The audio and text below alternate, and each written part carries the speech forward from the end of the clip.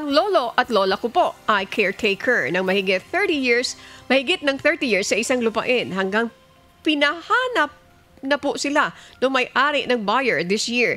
Nagulat na nga lang sila nung yung mismong may-ari ang nakahanap at nagbenta rin ng agad. Nabenta rin agad tapos 15K lang ang ibinigay sa kanila. May possibility po ba na padagdagan ang bayad sa kanila? Paano po ang dapat nilang gawin? Attorney, paano ba ito? Attorney Valerio. Yes.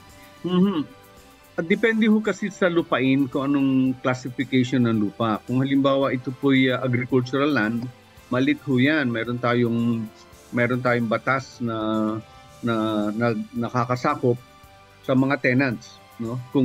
Kung yan ay kung agricultural, no? Pero kung halimbawa ordinary lot lang pinabantayan, caretaker, wala ho tayong specific na batas doon, kundi libre na nga yung pagpapatira. So, compensation, depende ho sa may-ari at depende siguro sa mapagkasusunduan.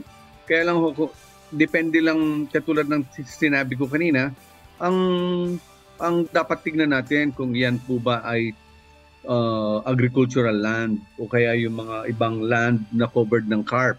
Kasi kung covered po ng CARP po yan, sobrang liit naman po yan. So siguro kay Angel, tanungin natin, malaman ho natin kung yan ang lupa ay sinasakahan o kaya kopra o kaya other agriculture, yung other land na classified as agricultural land, hindi ho siya yung 15,000 na binigay, maliit yan para i-consider na just compensation. So pinakamaganda, para malinaw ang sagot at malaman natin kung ano talaga yung compensation, i-check natin sa DAR o kaya pumunta ho tayo ng barangay kung covered ho kung yung property o lupain na pinag-uusapan ay agricultural. Kung hindi naman agricultural,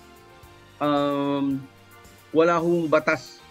In fact, magpapasalamat sana yung caretaker lang dahil pinatira siya doon. Normally, nagbibigay naman ang may-ari pero walang specific na batas tungkol doon.